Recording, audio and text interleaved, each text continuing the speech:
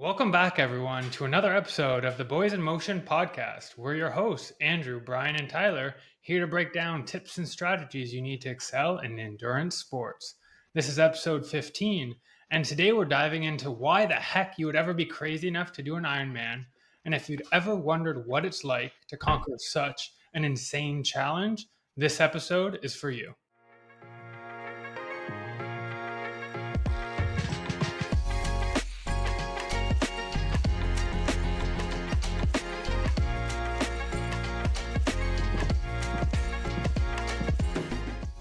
I'm so excited to dive into this week's episode.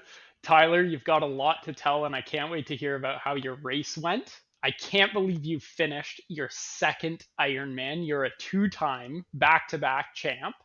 Not actually winning the Ironman, but completing it is a victory in itself. It's so crazy.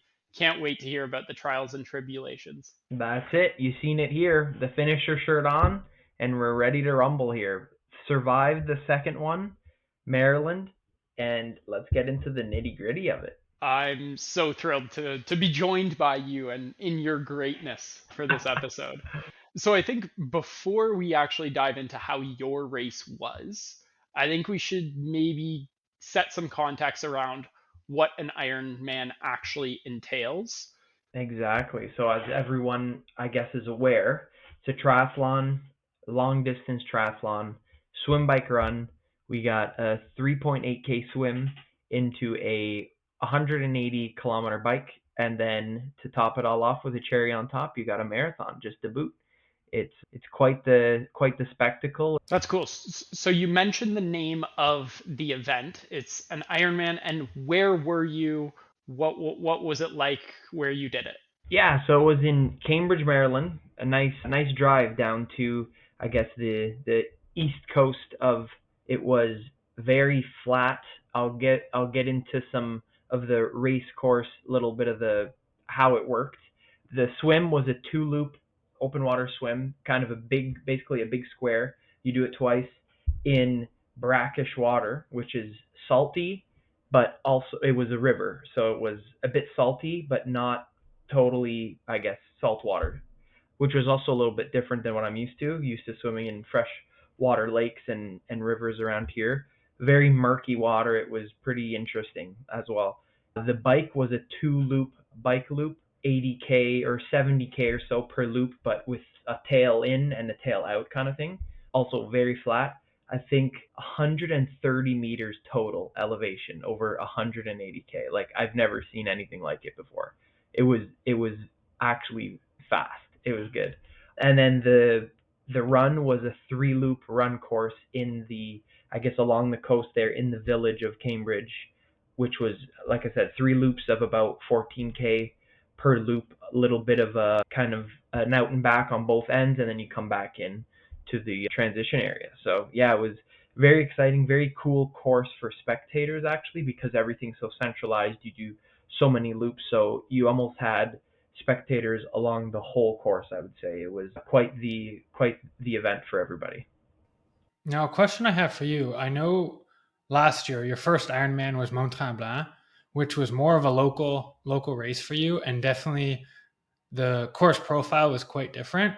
Kind of leading into this one, what were the deciding factors into picking Ironman Maryland for the second edition, and kind of what things were you thinking about leading into this one? Yeah, that's a good question. I think we just, with friends, John and Charlie, shout out to them on also amazing races and great finishes.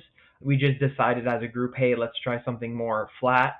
We actually wanted to do a little bit of a trip, something different out of our ordinary, surrounding. And yeah, like we went from super hilly to very flat, and it was a bit concerning during the prep because I'm used to climbing a little bit as well. So we were really trying to get some miles in flat ground, just position, stay comfortable in that TT position, and really stay efficient in the conditions of the race course. So we were really trying to, I think, hone into what the conditions would be for the race profile, and I think we stuck to it pretty well. That's amazing. So talking about preparation, before we dive into kind of your results, what did it take to get you to the start line? Yeah, so I guess in general it was, a lot of weeks of prep throughout the summer, trying to stay healthy all along the way, injury wise and, sickness wise leading up to it. Had a little bit of a cold, tried to veer away from that, just stay healthy throughout. A lot of preparation for nutrition, the thing we love the most, the carbo loading. Did a little bit of I'm really good at that, so that was no problem. Also, we went up like the week of, so we drove up the Wednesday because it was a long drive, just above 8 hour drive. Went up the Wednesday, settled in. We did a bit of like some course recon on the Thursday and the Friday, and the Saturday was the race. So really honing in on all those carbs, eating, having a good nutrition plan before heading out there, and trying to really nail that on the race day too is very important to for later in the day, which was harder, would get harder and harder as you were out there. So it was pretty good. Nice, yeah. That's awesome. I think maybe let's jump into race morning. And you talked a little bit about the prep. What talk about some of those race morning? I know for my events I have some race morning rituals, but I'd be interested to hear what or that night before getting ready, because I saw all of the pictures of the bikes and the gear and stuff. So what is the hecticness of that and then flowing into race morning? What does that look like at one of these events? Yeah, well, I guess with the second one, I would say it's pretty typical for each event, each Ironman. They kind of line it up the same way. So you check in the day before. So it's not like your local triathlon where you bring all your stuff the morning of, and you kind of set up and you get going from there. It's really you check in the day before. You get your bike bag and a run bag. You kind of mentally go through your transition in your head and basically place everything in that bag for your day, and you drop everything off in the certain spot. So you drop your bag off, your bike off, sorry, on you rack it, and then you place your bike bag at a certain area with in a line in a row with your number on it, and then your run bag as well at a separate location. I always find it so funny, like there's hundreds of thousands of dollars of bikes and gear out on the race course the night before, so it's a pretty heavy security, I would imagine, that day before. But that's typical for an Ironman race. You just set everything up the day before, and you get there already. I guess that you relieve that pressure of, did I forget this? Did I forget that? Everything's there the day before. It does leave for a pretty long day when you should be resting, but I guess it's all part of it. And you really just lean into the swim start is the most, I guess, electric part of the whole morning. Is just, you wake up, you get all your jitters out. You're walking into the transition area, pitch dark, right? Because the race start is just before 7 a.m. So it's dark. You're putting everything on. You're doing your last checks, getting all your water bottles set up, and then you get ready for that epic swim start that is just sends shivers down your spine. It's just a different feeling, that's for sure. So, yeah, I'm so interested in the race start. I've heard from you and countless others who have done triathlons that the water can be hectic. You risk getting panic attacks. It feels like you're getting drowned, all of that. How did your race fare in the water? Yeah, and for me personally, the water is the part I guess, the least prepared for. I would say that every time that discipline is always the hardest for me. I throughout the years I've just focused on staying calm, not panicking. That's kind of the main focus there, is not panicking in the water. And with with an Ironman race, the ones I've done so far, at least recently, is you self seed with your, like, what your perceived finish time will be. So there's kind of like a starting of a marathon. There's corrals, and they say your perceived finish time. If someone is doing their first Ironman, what they can kind of expect from that Ironman village, the merch tent, what are the must do's, must sees that a first timer should do on that first time? That is true. That's a good point to bring that up right at the beginning, because that's some of the best some of the best times at the Ironman is the village. So I don't have all my merch with me here, but I do have some finisher gear. So you do receive this, which is kind of unique too, I find, to an Ironman race, is you receive this only if you finish. So it's truly a finisher shirt. They give you this at the finish line when you're just like depleted. The last thing you care about right now is taking something, but you do have to stay for the shirt. You get a nice crispy hat too with the finisher on the side, and obviously the medal everybody's chasing. That's obviously a big token of the day is the finisher medal. You also receive, so that's the finisher stuff. The Ironman Village sells, all that, the classic merch, the Hoka collabs, the Lululemon collabs. Those are all really amazing. Those are all things you have to pay for, which is quite pricey, but totally worth it. Every time we joke around, we're like, oh, we're not going to get too much. We're not going to get too much. No, you just splurge. You get definitely a few items in the merch tent there. You also get a nice backpack to put all your stuff in, your registration. It always comes with a little, every year there's like a little token of the year. The past two I've been to have been like little flags of the year. It's maybe like, it's a flag the size of like little poster. It's kind of a poster. And it's just to commemorate the year that you did it and obviously where it is. So we have a nice flag to commemorate Maryland 2024. It's Krabby Nation. So it was quite the surprise too. They kind of sneak it in there. I didn't think we had one at first, and I was kind of bummed out.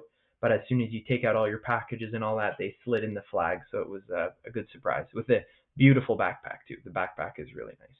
Wow, that's a lot. It's nice that they provide all that for you, and yeah, I mean, I think for something like Ironman, when somebody's finished one because they've got the gear, they might have a bumper sticker, they might also have a tattoo. They've got it all. They're branded. They got the water bottle too. So look at that. No, that's great, and it's obviously something you're very proud of. So it's great to see. So let's get into the time race recap. How did the swim go? How did the bike go? How did the run go? The swim was 2 laps. I did come out. I think I came out pretty well onto my perceived, effort and way I was swimming. I realized the second lap though, I've never felt that before. I was getting a little nauseous, and I found it was, I think because of, I'm always used to swimming like, out of far distance, coming back a far distance. This one was, like I said, a 4-turn loop, but twice. So I was kind of getting a little bit discombobulated with the turns. And also, I think swallowing some of the salt water kind of gave us a little bit of nausea. Talking to John and Charlie too, they felt the same way. So it was a bit of seasickness, I think, because of that water that we're not used to. Again, very murky, so there's probably a lot of stuff in that water. It was overall though a good swim. No major 911s during the swim. A lot of people actually around me the whole time. I think I was in my perfect bracket there, but there was a lot of people around the whole time. Had a few close calls with some kicks or some strokes in the face, but nothing crazy. It was pretty good. That's good. Now, you had mentioned that there was risk of jellyfish. Was that something you encountered in the water?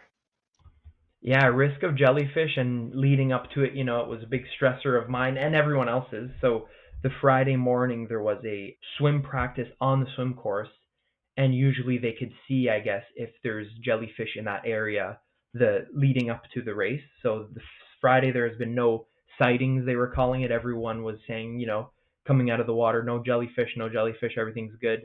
So on the race day, no jellyfish, thankfully. It was kind of on a lot of people's minds, I think, but no, we were all spared from the jellyfish, which was good. Now, I saw some pictures, so I know it was a wetsuit swim, but how does that work exactly? Like, is that something that's announced, or for age groupers, is that something that comes into play if they tell you you can or can't wear a wetsuit?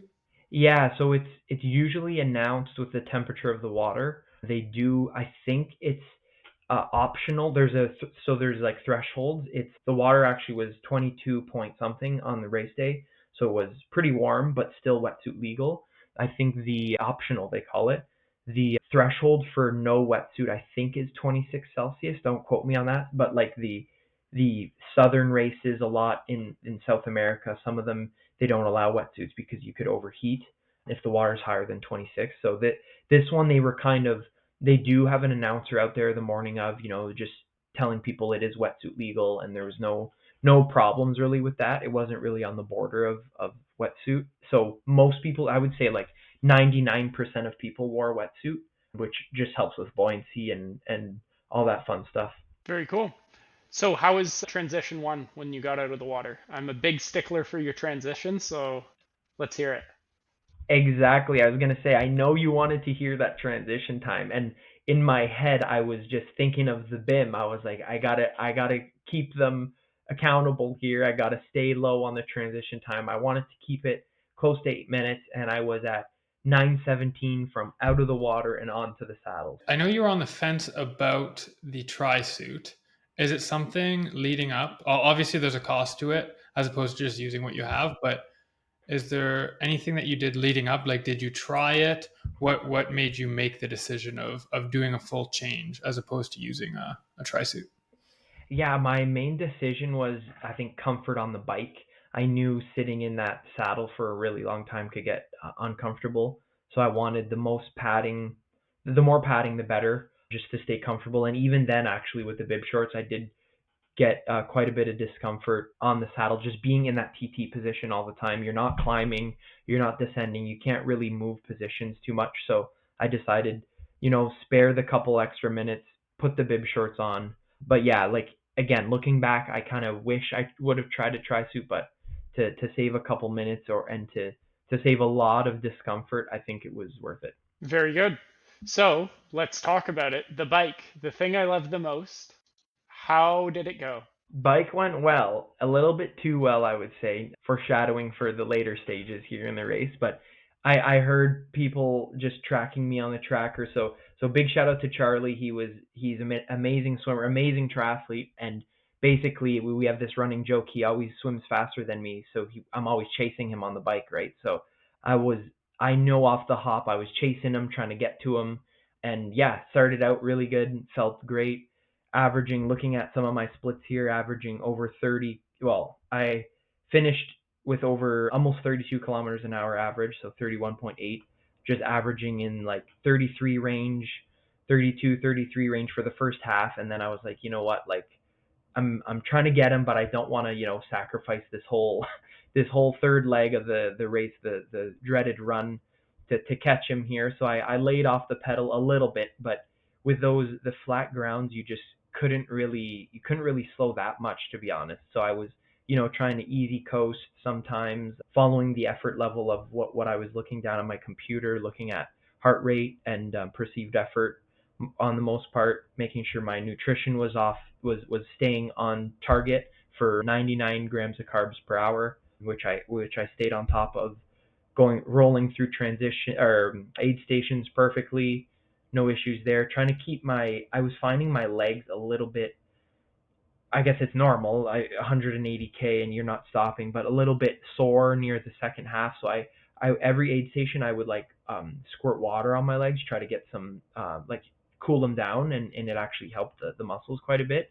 But yeah, the second half averaged around the 31 and a half kilometers an hour mark. So didn't slow down too much. So it was a good ride. I was happy to be finished the ride actually, but yeah, it turned out to be a good ride. No major issues. Beautiful roads, just like immaculate. Brian, you think of Gatineau Park, that the roads are like Gatineau Park, but just that much better. Freshly paved, almost every single road. Like it was crazy. I've never seen something that nice. Yeah, I guess they probably don't have freezing like we do here, and so their roads tend to stay in a little bit of better state. Although, so I'm glad to hear that you didn't have any issues mechanically speaking. But you Oh did have wow. some issues once you got off the bike. So let's hear it. Oh yeah, rolling into T2. Again, changed. I was like, you know what? Change into a run outfit. First of all, got to look good for the fans, so you got to get some matching gear going. I had some nice orange shorts to go with the orange flare on the shoes. Was feeling good. Actually, was happy to be off the bike. I knew, again, I was chasing that carrot Charlie at the end of the road. I almost had him. I had 5 minutes. I was 5 minutes down from him, chasing him into the run. You just had a pretty killer bike, zooming down those flat roads. What was going through your head as you rip onto that run course? So, You must have just wanted to blast right off that marathon and just show them all that Ottawa marathon training, didn't you? well, as you can see in my first couple splits, I was flying out there. I actually get out of T1. I'm about or T2. I'm about a kilometer into the run and I look down at my watch and I'm going 4:40. I said, "Oh God." I was feeling way too good. That's hilarious. It's like the I'm in danger meme. You look down at your watch and you know you're in trouble because you're going too fast. That's funny. There was a lot of opportunity to see your competitors or your fellow athletes in the coming back in the other direction, right? So the first time I see Charlie, I think, was around that 2K mark. On the he was coming down on the backside and I was coming up the upside of it, and I could tell I was about a kilometer off of him, and at that pace was about 5 to 6 minutes off of him. So I was like, you know what, like, I got him. This is fine.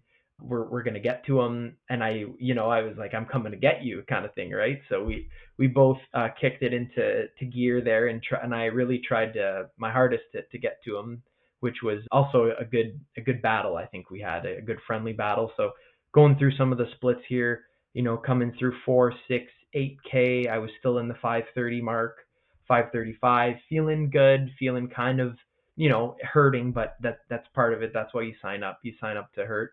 It started to hurt a little bit more. I think I started to walk through some of the transitions. So a main strategy of mine actually was just run how you feel, check your heart rate. I was really looking at my heart rate, not to get it over. It was really hard to keep it under 160 for those first 10Ks, and then at that 11K mark, I think I started walking through the transitions. And then you're zooming. And then at what point did your legs tell you that the dreaded bonk was coming? The How did how did it happen? How did you feel? How did you deal with it? exactly like you said, the dreaded bonk was coming, was imminent. I was trying to fight from it this whole time.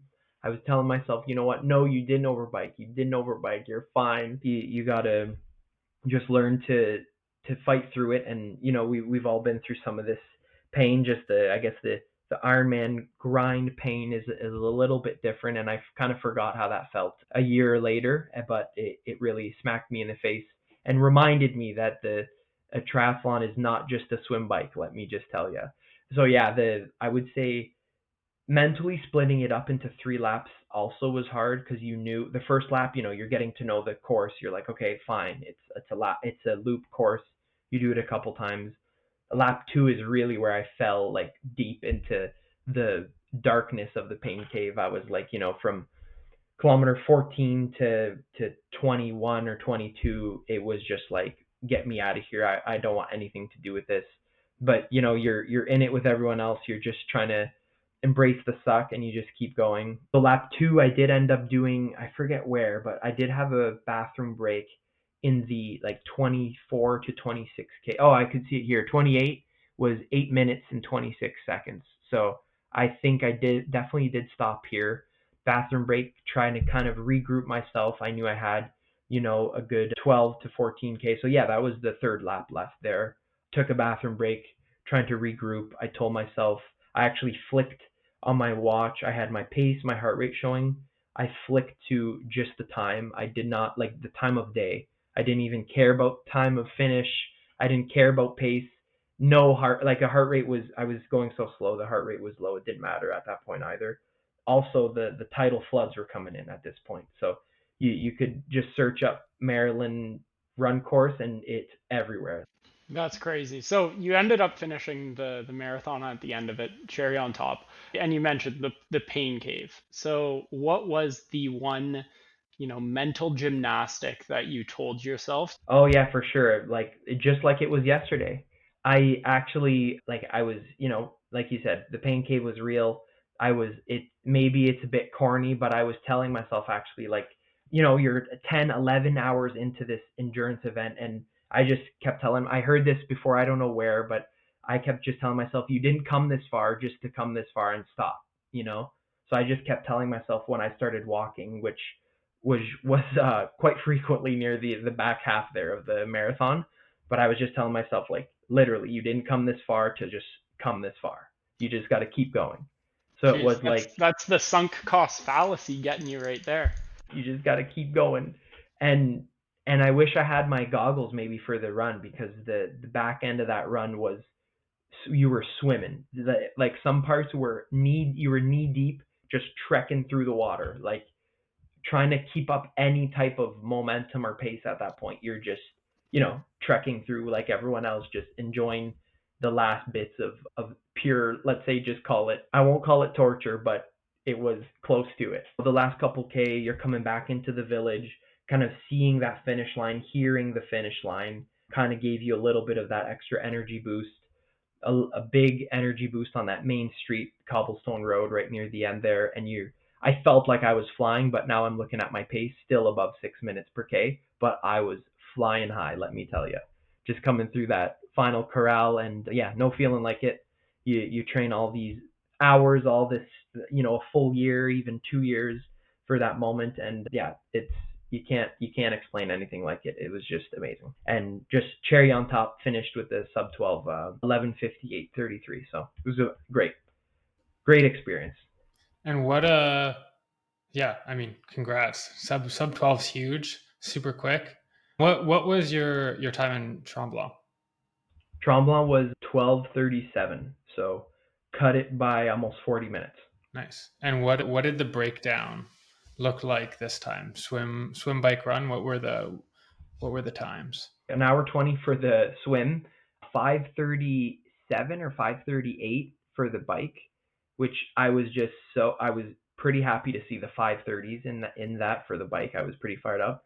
And then the dreaded bonk run with the 4:40 marathon kind of killed me there at the end, but I wouldn't trade it for anything. So it was a good trio. Obviously, a lot of lessons learned, and what's great with endurance sport, as you guys all know, is you just always want to get better, and it's that carrot that you can never catch, really. So we're back to the grind already. I'm already excited to get back to it, and we do have a race coming up soon. So my season is still not over.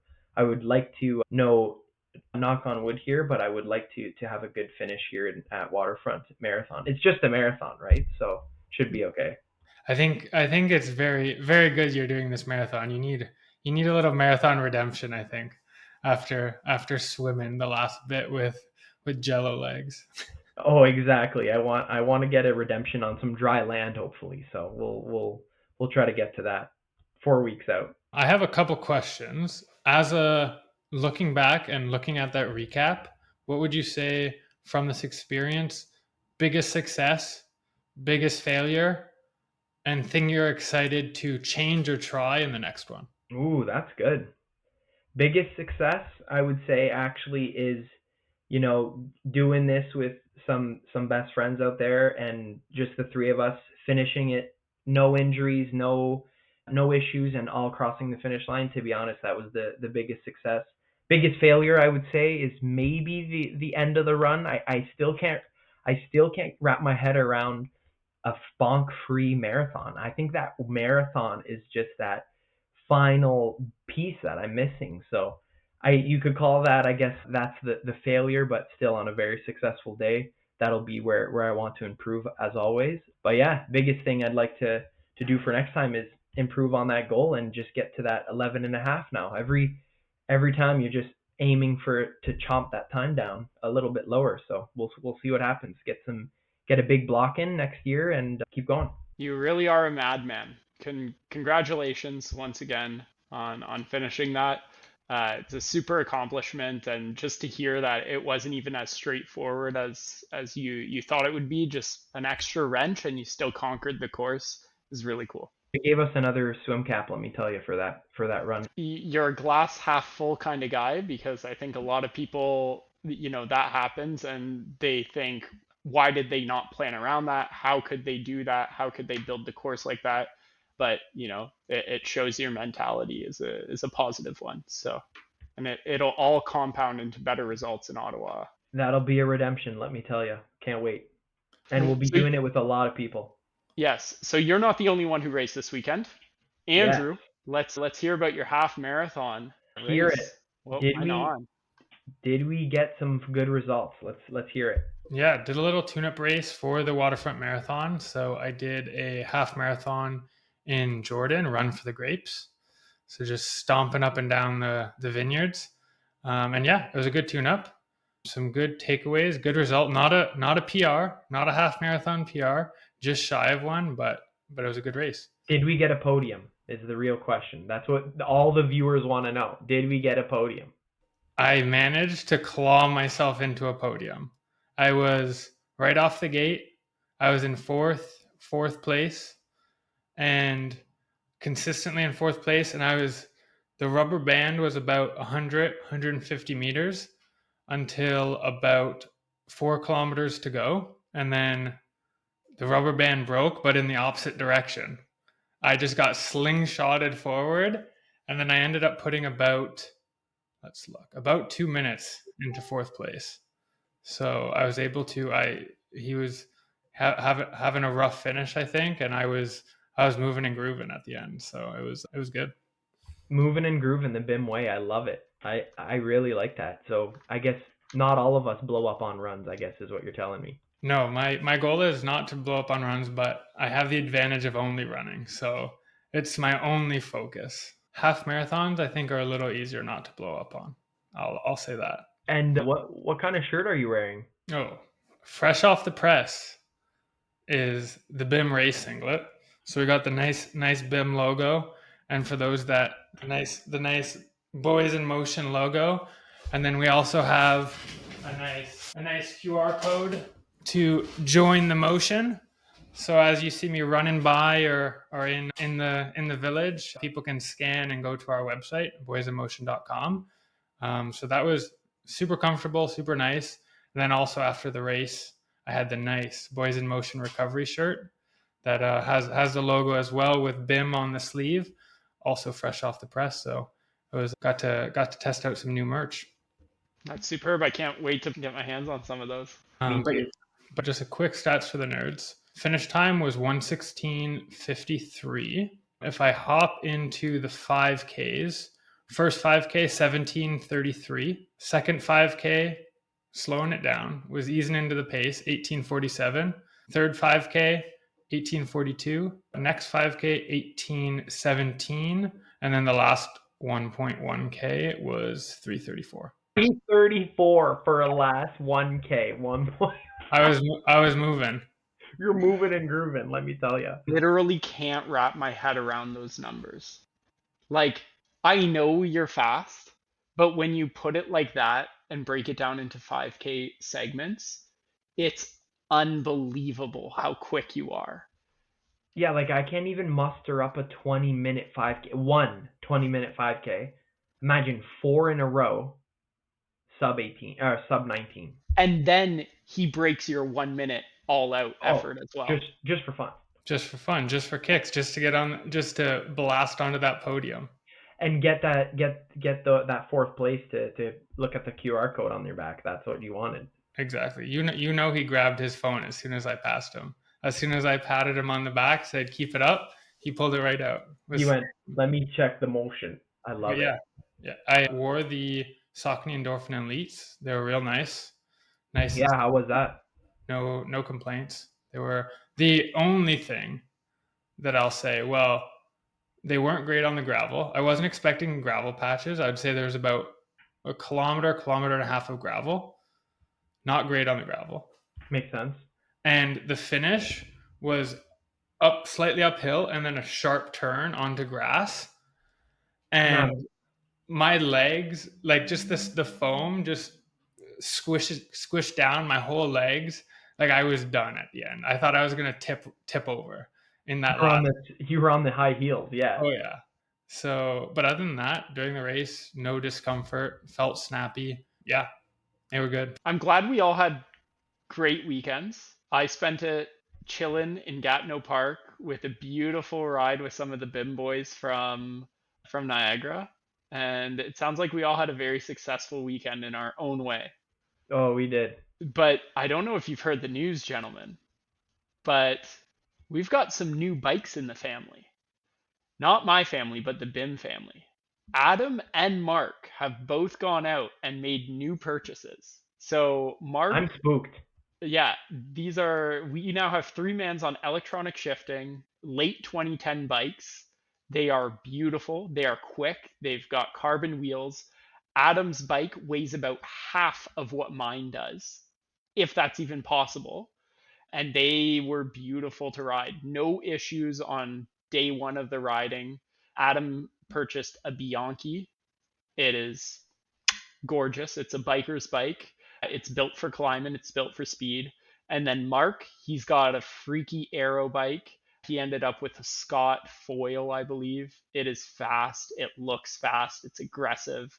It's everything he needs for those heavy sprints. I'm scared. I'm scared for BIM 2025. We might have a duel on our hands. I might have to get a new bike too. I might need to drop to the B pack, is what I'm hearing. So if anyone wants to create a B pack BIM ride, I'll lead it. Imagine we have two pelotons going. So I do honestly think for the BIM ride, we will do the majority of the ride altogether, but the idea of raceable segments with the crew and then a time trial segment and sprint segments and that sort of thing is I think a must, because the competition is heating up on the bike rides. That would be so sick. Can I bring my TT is the real question. No TTs allowed, that's illegal. Now, on top of all of that, one other thing that's happening, well, you guys are racing the Toronto Marathon in a few weeks. Mark and I are going to be in Stouffville racing Heck of the North, a 70 or 80-kilometer road race that happens in Stouffville. It's fantastically fast. I think the average speed of the spring race, which saw some rain, was north of 40 kilometers an hour. So we are going to be ripping. We'll see if we can hang it with the big boys at the top of the field. But if not, we will see. But we're looking at maybe getting some jerseys so the two of us are matching. And it does sound like it's only the two of us doing it. So something to look forward to for after the BIM 5K for Mark and I as well. That's pretty awesome. I did get the call up from Mark. He wanted the big boy quads with you guys, but I said I'm already taking that weekend. So Tyler, before we leave, because this episode was about Ironman and we're going to title this something about why you should do an Ironman. Yeah. If you could give 3 reasons on why anybody who may be practicing one of the 3 disciplines casually should go and do an Ironman, what are those top 3 reasons? Geez, top three off the cuff like that. Okay, let's see. Good challenge. You're always striving for a good challenge. It's kind of a bucket list item for endurance sport. It's kind of that, that brand that people are chasing, that fun distance. Be part of a really cool, nice community. Join the motion. Join the motion. Good community, good vibes. I really like the atmosphere, and also great way to see what is possible, what is humanly possible, what you could do with your body. I also really like seeing on the course, you're not just it's not just a bunch of elite athletes. Nobody is doing it to become a winner, let's say, except for the winners, obviously. But you're doing it to prove to yourself and maybe to prove that you could overcome adversity. Some people have crazy background stories, beat cancer. Some people are veterans. There's so many different stories out there. It's a really emotional day and really emotional weekend. So maybe that's my third reason there, is just being part of a cool community and striving for doing great things. I love it. Yeah, those are 3 good reasons to do it. Now, talking about striving for greatness, I think we got to give a shout out to a local legend, Carly from Niagara. Carly's an Otta. So she were ranked first in her age group, second in her gender, by just about a minute off the first place woman. Oh, that was her. Okay, I saw So her. Yeah, she had a lead bike. Yeah, Yeah. she was the top Canadian woman finisher. She was 22nd overall, male and female. She finished in under 10 hours. She was 9:56:58. And on her Strava post for the bike race, she said that she got a flat, which delayed her by 19 minutes and ended up So she would have won it. she ended up clawing back into within 1 minute of the person who ended up taking the female podium. So absolutely absurd. Hats Like, off. Yeah, that was. I saw it firsthand. I was seeing them. The lead woman there she was trekking forward, and then she was right behind her. And actually, she looked way in bed, like in way better, like spot than the first place. Like the first place was hurting, obviously, like good for them, really hurting. But the second place woman she was just like, it looked like she was on a Sunday stroll. It was Yeah. crazy, Yeah. and And like the so lady she ended beside up her is running. biking. Yeah. So she ended up running 3:21 marathon, while the top female who ended up taking it down ended up at 3:44 for the run. So it just shows you how much faster Carly was trying to claw back that time that she lost on She just the needed slow bike. another 5K. We might see a Niagara native at one point, keeping up with the big dogs at the world champs. It seems That's true. that's the way she's going. Yeah, I didn't clue in. I looked at the podium and it said from St. Catharines. I'm like, I didn't even look. I was just too bonked. Yeah, the pro card must be coming. They got to be handing it out soon because the results are absolutely insane. And they might have I think they dodged the flooding too. They must have dodged the flooding because they were coming back probably their third loop as I was coming out on my first, and there was no water yet. So the earlier they get off that course, the better, I would say. Yeah, But that's yeah, probably why hats she off. was just running that casual speed for her, just to dodge the Watt. Yeah, just to dodge the watch. She knew it was coming. No, she looked like the top men and the top females, they looked like it was just another day at the park. That's another reason why I love racing. It's just you race with the top of that sport on the same day, the same conditions, on the same course. Like it's not nothing else. You can't do that anywhere else. You can't play hockey beside a NHL player. You know what I mean? Like it's pretty cool. And on that note, thanks for tuning in to this episode of the Boys in Motion podcast. Don't forget to follow us on Instagram, TikTok, YouTube, and join our Strava club for more great content. Subscribe to our podcast on Spotify and Apple Podcasts so you never miss an episode. Remember, we want to remind you that we are not medical professionals. The advice and tips we share are based on our experiences and research. Always consult a healthcare provider before making significant changes to your exercise routines. Be safe out there, folks. Keep moving, stay motivated, and we'll see you next time on the Boys in Motion.